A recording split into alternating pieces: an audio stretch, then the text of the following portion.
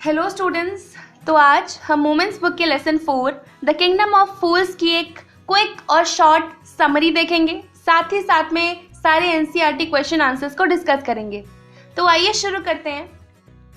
सबसे पहली चीज, इन the kingdom of fools is an interesting story of a kingdom run by a foolish king. इस story में एक किंगडम के बारे में बताया गया है, मतलब एक राज्य के बारे में बताया गया है जिसको के मूर्ख राजा और उसके मूर्ख मिनिस्टर्स मिलकर चलाते हैं। अब जब सोचिए, एक राज्य का राजा ही मूर्ख होगा तो उसके लोगों का क्या हाल होगा। ठीक है, यही हमें पूरी स्टोरी में पढ़ना है कि कैसे उस किंगडम के लोग राजा की वजह से सफर करते हैं। Okay, one day a saint and disciple, saint मतलब होता है गुरु और डिसिपल मतलब होता है उसका चेला। One day a saint and disciple reached the kingdom and were astonished to see that people there slept during day while worked at night and every food item cost the same, that is 1 duddu. Duddu मतलब 1 रुपए in Kannada language. एक बार एक गुरु और उसका चेला उस kingdom में जाते हैं, लेकिन वहां पर जाकर वो देखते हैं कि सब लोग रात को अपना काम कर रहे हैं और दिन को सो रहे हैं। They were shocked to see that, मतलब ऐसा तो उन्होंने कभी देखा नहीं लाइफ में, क्योंकि उस राज्य का राजा मूर्ख था। वो चाहता था कि उसके किंगडम में और किंगडम्स के कंपैरिजन में कुछ डिफरेंट हो, इसलिए उसने रात को दिन बना दिया था और दिन को रात। ठीक है, और ये ऑर्डर पास कर दिया कि सब लोग अपना काम रात को करेंगे और दिन को सब सोएंगे। कोई ऐसा नहीं करता तो उसको सीधा मौत की सजा दे दी जाती थी, इसलिए लोग डर के मारे ऐसा करते थे। ओके, और उन लोगों ने एक दूसरी अजीब चीज देखी कि उस राज्य में खाने का सारा आइटम 1 डुड्डू का मिलता है। 1 डुड्डू मतलब 1 रुपए इन कन्नड़ लैंग्वेज। ओके, तो चाहे एक 20 किलो की गेहूं की बोरी हो या एक छोटा सा लड्डू, सब कुछ 1 डुड्डू का। ये भी बहुत अजीब सी बात थी। Saint analysed that it was a kingdom of fools and ordered his disciple to leave the place, but disciple refused to go anywhere. Guru ji को ये रियलाइज हो गया कि ये मूर्खों का राज्य है। उन्होंने अपने डिसिपल से कहा कि बेहतर यही होगा हम इसे छोड़कर कहीं और शिफ्ट हो जाएं। लेकिन जो शिष्य था, डिसिपल था, वो बहुत लालची था और बहुत फूडी भी। तो ही वॉज वेरी हैप्पी कि सब कुछ 1 डुड्डू का मिल रहा है, तो क्यों मैं ऐसी जगह को छोड़कर कहीं और जाऊं। मैं यहाँ पर आराम से 1 डुड्डू का अच्छा अच्छा खाना खाऊंगा, 1 डुड्डू में तो पेट भी भर जाएगा। मतलब वो थोड़ा लालची था। तो गुरुजी की बात उसने नहीं मानी। गुरुजी ने उससे कहा था कि अगर तुम इस किंगडम में रहते हो तो इसका कुछ ना कुछ नुकसान तुम्हें होगा, तुम्हें बहुत रिग्रेट होगा आगे जाके किसी दिन कि तुम इस किंगडम में क्यों हो, क्यों नहीं तुम मेरे साथ चले गए। लेकिन उसको कोई फर्क नहीं पड़ता, गुरुजी चले जाते हैं, वो वहीं पर रहता है। 1 डुड्डू का खूब सारा खाना खाता है और खा खा कर मोटा हो जाता है।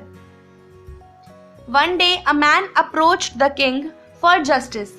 He claimed that his brother was committing his ancient trade of theft and during that the wall of man's house fell on him.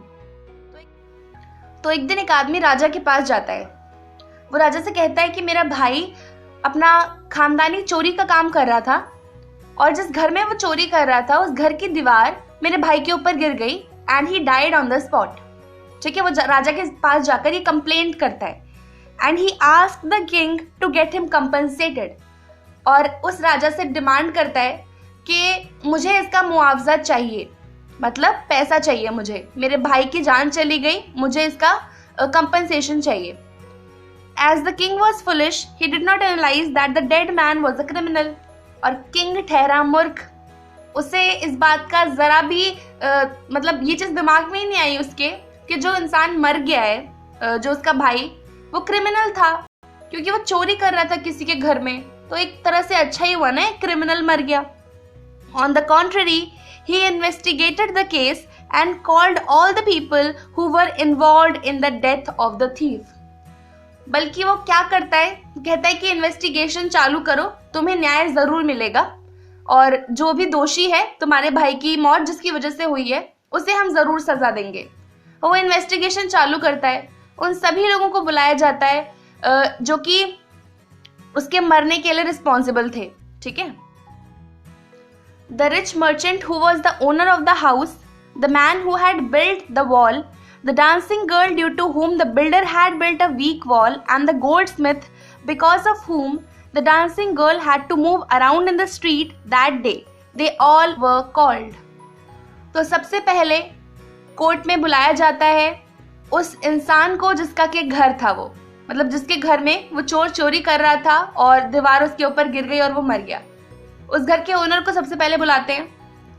फिर वो ओनर आता है, वो कहता है कि सर इसमें मेरी कोई गलती नहीं है, जो दीवार बनाने वाला है उसने कमजोर दीवार बनाई, इसी की वजह से वो दीवार गिर गई इसके भाई के ऊपर और उसकी मौत हो गई।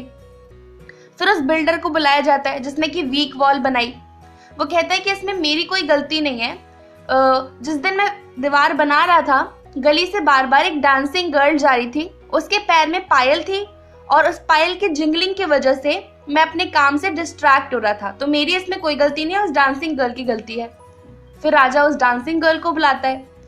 वो डांसिंग गर्ल आती है, कहती है कि मेरी इसमें कोई गलती नहीं है सर, मैं उस स्ट्रीट से मानती हूँ बार बार आ जा रही थी, लेकिन वो गोल्डस्मिथ की वजह से, उस गोल्डस्मिथ ने जो भी मेरा ऑर्डर था वो बार बार डिले करता जा रहा था, इसकी वजह से मुझे बार बार गली में आना जाना पड़ रहा था। अब फिर बारी आ गई गोल्डस्मिथ की। गोल्डस्मिथ को बुलाया जाता है, ठीक है। तो गोल्डस्मिथ आकर कहता है कि इसमें मेरी कोई गलती नहीं है, मुझे तो एक रिच मर्चेंट ने ऑर्डर दिया था कि तुम मेरी ज्वेलरी को जल्दी से जल्दी कंप्लीट करो, क्योंकि उनके घर में कोई फंक्शन था, इसी वजह से मुझे इस डांसिंग गर्ल का ऑर्डर बार बार डिले करना पड़ रहा था। तो राजा पूछता है कि तुम उस रिच मर्चेंट का नाम बताओ जिसकी वजह से तुम्हें ऑर्डर डिले करना पड़ रहा था। तो फिर गोल्डस्मिथ बताता है कि ये वही मर्चेंट है जिसके घर की दीवार उस पे गिर गई चोर पर, मतलब साइकिल घूम फिर के वापस उसी रिच मर्चेंट के पास आ जाती है जो कि उस घर का मालिक था। फिर अब उस रिच मर्चेंट को बुलाया जाता है। वो कहता है कि सर इसमें मेरी कोई गलती नहीं है, मेरे पापा ने उस ज्वेलरी का ऑर्डर दिया था and he is no more in this world, मैं तो इनोसेंट हूँ। तो राजा कहता है कि तुम्हारे पापा से तुमने सब कुछ इनहेरिट किया है, मतलब उनकी जितनी भी क्वालिटीज हैं, गुण अवगुण एवरीथिंग, तो उनकी पनिशमेंट भी तुम्हारी हुई, अब तुम्हें उनके जगह पर पनिश किया जाएगा।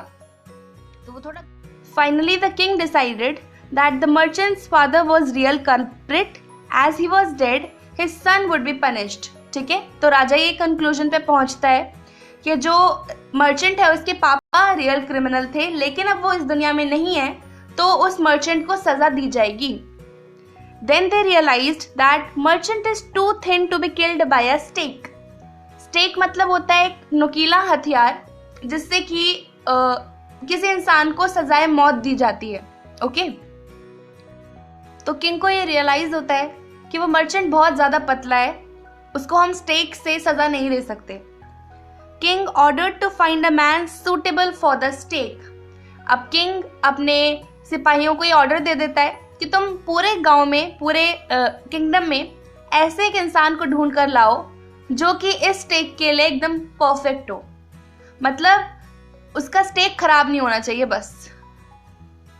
The disciple who had become so fat was taken to court for punishment. तो स्टोरी के स्टार्टिंग में आपको याद है एक गुरु और इसका डिसिपल था जो उसी किंगडम में रह रहे थे।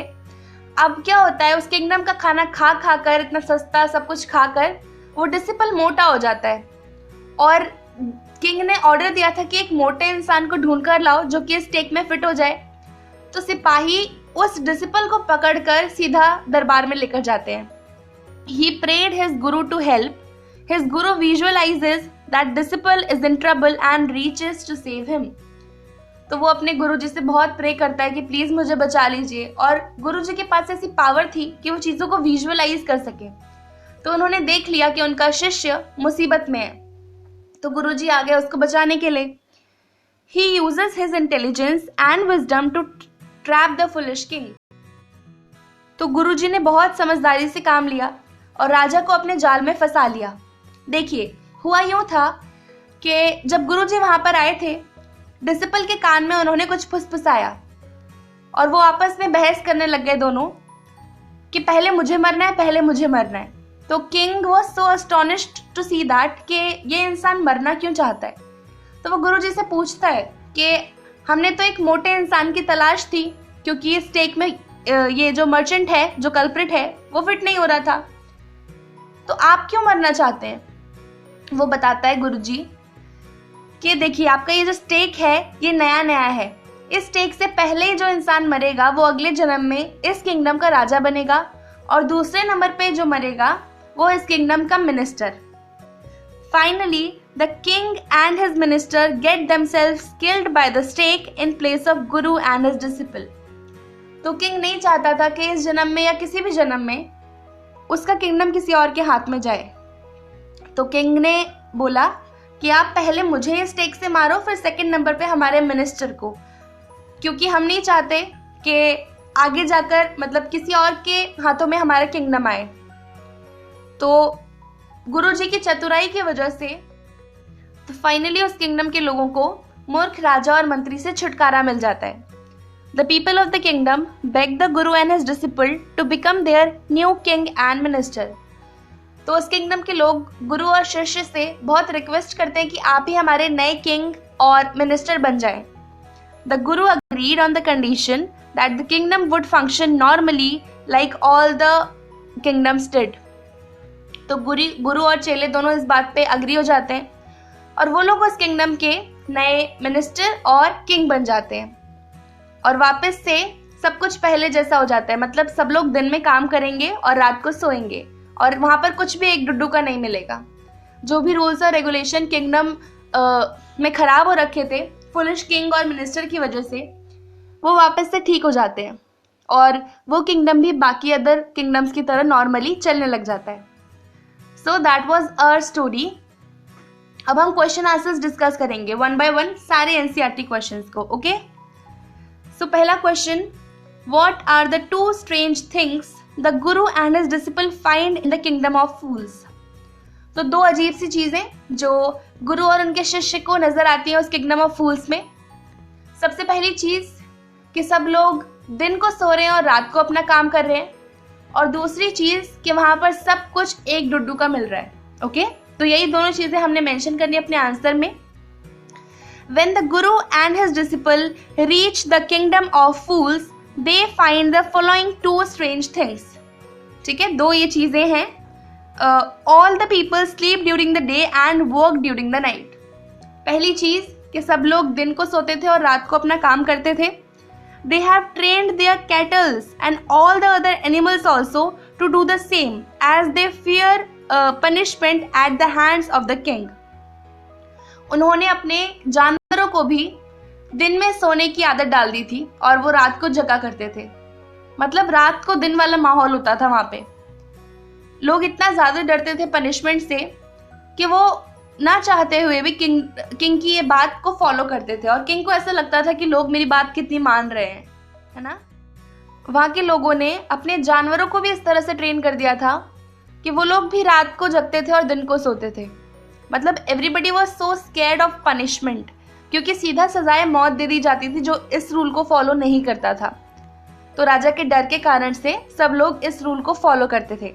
दूसरी अजीब चीज, everything in the kingdom of fools, a bag of rice और a bunch of bananas costs 1 duddu. उस किंगडम ऑफ फूल्स में सब कुछ एक डुड्डू का मिलता था, भले ही वो एक चावल की बोरी हो, गेहूं की बड़ी सी बोरी हो, या फिर एक लड्डू हो, या फिर एक गुच्छा बनाना हो, सब कुछ एक डुड्डू का। The guru is astonished and his disciple is excited to realize that the food is so cheap in the kingdom. तो गुरु जी को ये बात बहुत अजीब सी लगती है कि यहाँ पर सब कुछ एक डुड्डू का क्यों मिल रहा है, बल्कि जो उनका चेला था डिसिपल, वो बहुत एक्साइटेड हो जाता है इस चीज को देखकर कि सब कुछ एक डुड्डू का मिल रहा है, वाह इतना सस्ता। क्योंकि वो फूडी था, लालची था, इस वजह से वो खुश हो जाता है। बल्कि गुरु जी को ये बात कुछ अजीब सी लगती है और हजम नहीं होती। Okay, this was our first question. Now let's discuss the second one. Why does the disciple decide to stay in the kingdom of fools? Is it a good idea? तो डिसिपल क्यों डिसाइड करता है कि उसे kingdom of फूल्स में ही रहना है? क्योंकि वो खाने का बहुत शौकीन था और किंगडम ऑफ फूल्स में सब कुछ बहुत सस्ता मिलता था। That's why he wanted to live there. Is it a good idea? क्या उसका ये डिसीजन सही था?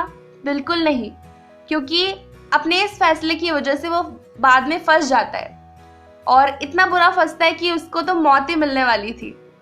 तो ये अच्छा डिसीजन नहीं था, क्योंकि इसकी वजह से वो बहुत बड़ी मुसीबत में फंस गया था। तो हमें यही लिखना है अपने आंसर में, द डिसिपल लव्स फूड। उस डिसिपल को खाने से प्रेम था। He gets excited to see such cheap food available in the kingdom of fools. उसे बहुत मजा आता है ये देख कर कि वहां पर इतना सस्ता खाना मिल रहा है। As he wants to have more and more food, he stays back in the kingdom of fools. तो वो खाने का बहुत शौकीन है, उसे और खाना खाना है। So that's why he decided to stay back in the kingdom of fools. His decision was not good as he got into trouble. तो उसका ये डिसीजन बिल्कुल सही नहीं था, क्योंकि इस डिसीजन की वजह से वो मुसीबत में फंस जाता है। Although he was innocent, the king's men took him for execution. तो वो डिसिपल इनोसेंट था, बट स्टिल उसको किंग के सिपाही उठाकर कोर्ट में लेकर गए, as they needed a fat person who could be killed easily by the stake. क्योंकि उन लोगों को एक मोटे इंसान की तलाश थी जिसको कि स्टेक से मारा जा सके। तो उसका ये डिसीजन बिल्कुल गलत था, क्योंकि वो इसकी वजह से बहुत बड़ी मुसीबत में फंस गया। उसकी जान जाने वाली थी, तो शुक्र है कि गुरुजी ने उसे बचा लिया। ओके, ये था हमारा सेकेंड क्वेश्चन। अब थर्ड क्वेश्चन देखते हैं।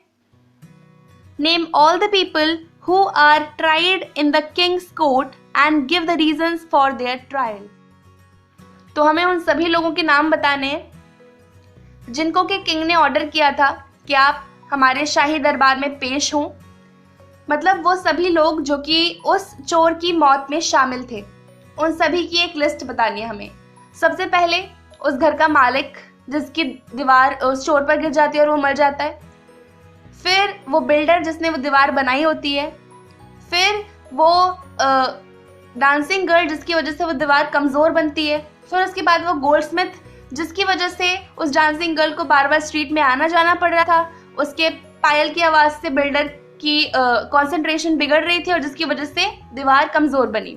और आखिरीकार में वो मर्चेंट जिसकी वजह से गोल्डस्मिथ को बार बार डांसिंग गर्ल का ऑर्डर डिले करना पड़ रहा था और जिसकी वजह से वो बार बार स्ट्रीट में आ जा रही थी, और ये पूरा सीन होता है। ठीक है, तो हमें वही सब लिखना है अपने आंसर में। सबसे पहला, the rich merchant who was the owner of the house, he was tried because the wall that collapsed on to thief belonged to him. सबसे पहले रिच मर्चेंट को बुलाया जाता है, क्यों? क्योंकि उसी के घर की दीवार गिरने की वजह से उस चोर की मौत होती है।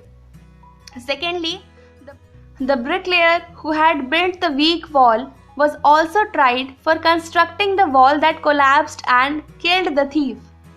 तो सेकंड नंबर पे उस ब्रिकलेयर को बुलाया जाता है जिसने कि वो कमज़ोर दीवार बनाई होती है। उस दीवार के कमज़ोर बने होने के कारण से ही वो थीफ के ऊपर गिर जाती है और उसकी मौत हो जाती है। फिर तीसरी नंबर पे, the dancing girl was tried for distracting the bricklayer as she walked in the lane again and again. The jingling sound of her anklets distracted the bricklayer, because of which he constructed a weak wall. Third number पे बुलाया जाता है उस dancing girl को जो कि बार बार street में आ जा रही थी जब वो बिल्डर दीवार बना रहा था, और उसके पायल की आवाज़ बार बार ब्रिकलेयर के कानों में जा रही थी, जिसकी वजह से ही वॉज गेटिंग डिस्ट्रैक्टेड और इसी वजह से उसने वीक वॉल बनाई। तो थर्ड नंबर पे बुलाया जाता है उस डांसिंग गर्ल को। The goldsmith was tried because it was due to him that the dancing girl had to walk up and down the lane again and again. फिर चौथे नंबर पे बुलाया जाता है उस गोल्डस्मिथ को जिसकी वजह से डांसिंग गर्ल को बार बार गली में आना जाना पड़ रहा था। फिर फिफ्थ नंबर पे बुलाया जाता है the rich merchant's dead father was tried because he had ordered the goldsmith to deliver ornaments first as there was a wedding with his family.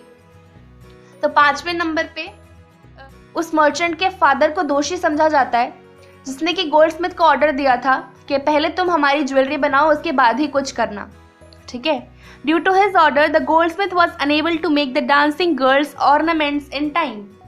और उनके ऑर्डर की वजह से ही goldsmith was not able to make dancing girls ornament on time, जिसकी वजह से उसे बार बार डांसिंग गर्ल के ऑर्डर को डिले करना पड़ रहा था, जिसकी वजह से बार बार डांसिंग गर्ल स्ट्रीट में आ जा रही थी, जिसके कारण से उसके पैरों के पायल की आवाज़ ब्रिकलेयर के कानों में जा रही थी and he was getting distracted, और जिसकी वजह से उसने एक कमज़ोर दीवार बनाई और जिसकी वजह से वो दीवार गिरी और थीफ की मौत हो गई। ठीक है, तो ये सब पूरा सिनेरियो हमने पूरे आंसर में डिस्कस करना है. Now let's discuss the fourth question. Who is the real culprit according to the king? Why does he escape punishment? तो किंग के अकॉर्डिंग असली दोषी कौन था? तो किंग के अकॉर्डिंग असली दोषी उस मर्चेंट का फादर था, जिसकी वजह से ये पूरा सिनेरियो क्रिएट हुआ. अब चूंकि वो इस दुनिया में नहीं है, किसी और इंसान को उसकी जगह पर पनिशमेंट देनी पड़ेगी. सो ही डिसाइडेड कि उसका बेटा मतलब कि मर्चेंट, जिसने उस इंसान से सब कुछ इनहेरिट किया है, उसी को पनिशमेंट देनी चाहिए. Why does he escape punishment? उसने पनिशमेंट क्यों नहीं दी मर्चेंट को? Because he was too thin for the stake. Okay? So हम यही चीज आंसर में लिखेंगे. According to the king, the real culprit was the merchant's dead father. King के हिसाब से असली दोषी उस मर्चेंट के मृत पिता हैं.